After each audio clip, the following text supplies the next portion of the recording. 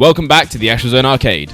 By now you're probably well aware of the Switch 2. That thing has pretty much been 100% of all gaming discourse since the start of the year, but how much do we really know about it? Well, let's go over it and also get in some fun predictions. Is what I wrote just moments before the official reveal of the Switch 2, so now this script is about to be totally different. First things first, we'll talk about the hardware, since it's the thing we know most about. The form factor of this thing seems to be mostly the same as the original, just bigger. That includes the Joy-Cons, which are probably going to be way more comfortable to use for long sessions, and now come with a new magnetic mounting function. The SL and SR buttons are bigger, and the Joy-Con straps are now hollowed out. This is probably to accommodate for the new optical sensor that'll let you use your Joy-Con like a mouse. Gonna be really interesting to see how this gets used in some games.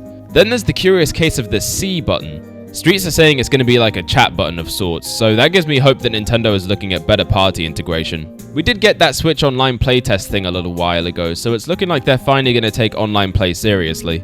For screen space, we're looking at an 8.4-inch screen, which is a huge improvement over the original model from 2017. The one I'm still using because I barely play in handheld, so don't see any use for the OLED. And on that note, the screen is reportedly going back to LCD. I know a lot of people who did get the OLED are going to be up in arms about this, but let's use our heads for a sec. This thing would be way more expensive than Nintendo would ever be willing to sell it for if it had that.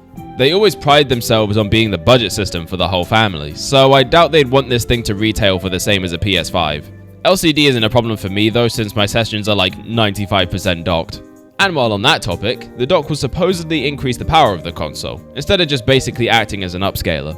While in docked mode, we're looking at a 1100.8 MHz CPU, 3.09 teraflops GPU, 6400 MHz memory frequency, and 102.4 GB per second of memory bandwidth.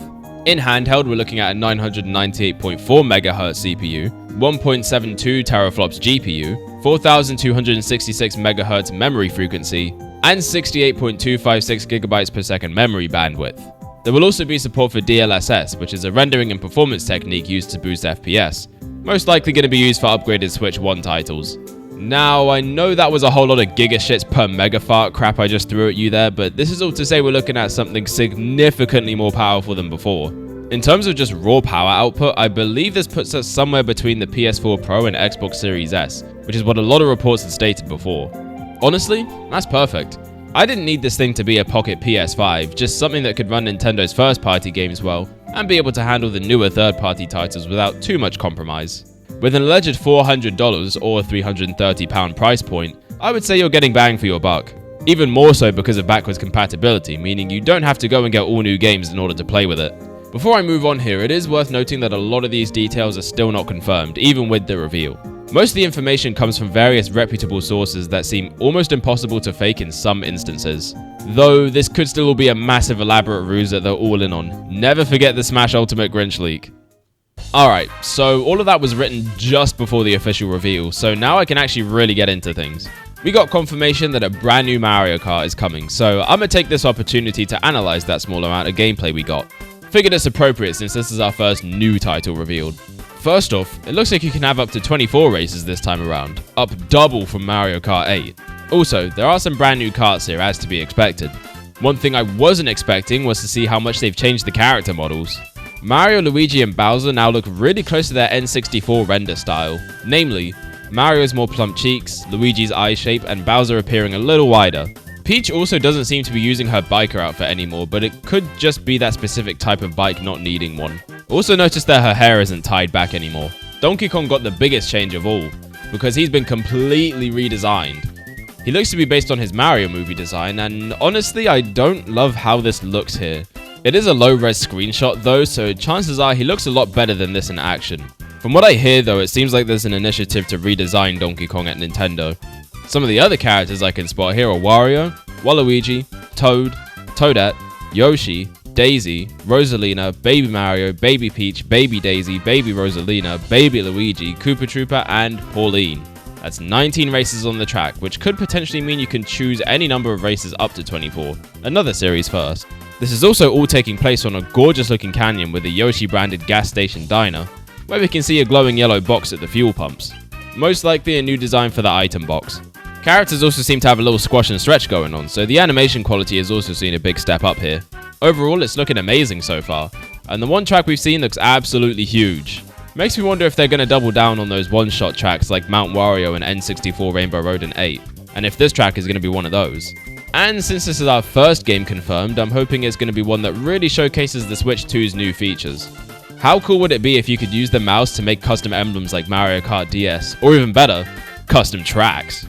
As more details drop on this game, I'll be sure to cover it, so stay tuned. But we're not done here just yet. I also want to talk about what other titles we could be seeing. So, the new Mario Kart is likely going to be a launch title, but what others could I see there being? I'll start with a slightly more boring one, which is a bundle of Breath of the Wild and Tears of the Kingdom. I think this would be the best way to highlight the improved performance of the new system, with both games running at a stable 60 FPS and potentially upscaled to 4K when docked. A bundle of this kind of size may be too much for the OG, so I think it being a Switch 2 exclusive makes sense, and it will incentivize new people jumping on with this console to try out some Zelda. Other than that, I'm thinking it's going to be smaller titles for the first couple months. Some more indie/third-party titles like Capcom Fighting Collection, Deltarune Chapter 3 and 4, Dragon Quest 1 and 2 HD 2D, and Ninja Gaiden Ragebound. Close to the end of the year, so still in the launch window, we'll get the 3 heavy hitters for this year, 2 of which have already been announced. Metroid Prime 4 I think will be the first of these 3 and release in October right in time for Halloween. They did that for Dread, so it wouldn't be out of line for them to try it. This game is also releasing for Switch 1, so this will be the one that really shows off the difference between the two systems, since it would have also likely been developed with the upgrade in mind. The next one is Pokemon Legends ZA, which was also announced for Switch 1. Being a Pokemon game, I don't really see this one pushing the letter as something like Metroid Prime 4, but it could still take advantage of the new features like the optical sensor for menus and such. And for the new stuff, and their big release of the year, the new 3D Mario. Now, if only there were a really cool video speculating what this game could be like, where the creator talks about what they want to see in it. Anyway, yeah. It's been over 7 years since Odyssey, and there's no way they don't have their cash cow ready to go when the new hardware drops. When we get that direct in April, I honestly think they're either going to open the show with this announcement or end off with it just to really get people hooked.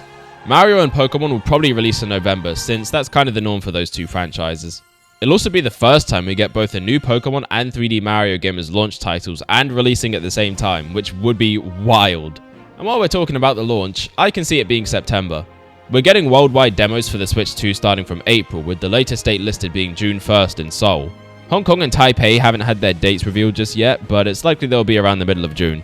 I just can't see Nintendo dropping a new console in July or especially August. Nintendo never drops anything significant in those months, at least not since the 90s, so September looks like the best bet. Plus, I think that would give enough time for more announcements to be made and for people to have enough time after the worldwide demos. Basically, the last quarter of the year is going to be absolutely stacked. In a way, that makes me feel a little less confident that it will be September, since Nintendo likes to spread content more evenly. But this is a whole new console launch. Now of all times is where they should go crazy with new releases.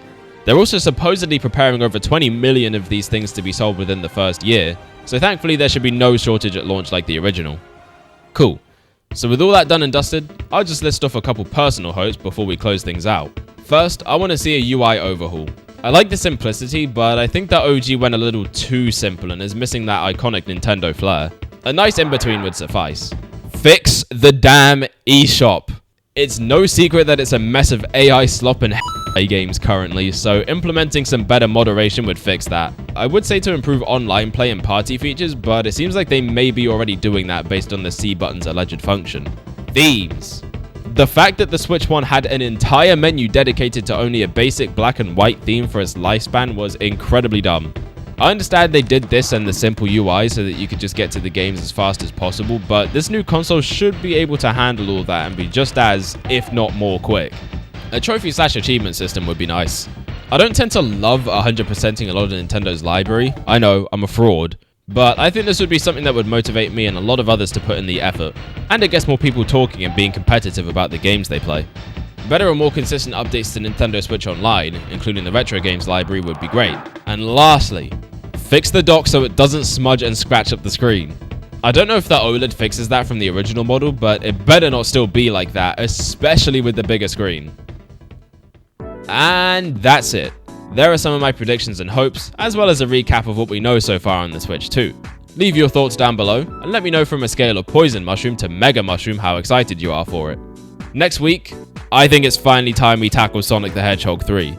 And no, I'm not talking about the video game from 1994. Make sure you're subscribed for that and plenty more Nintendo related content in what could be their biggest year of the decade. And I'll see you in the next one. Take care.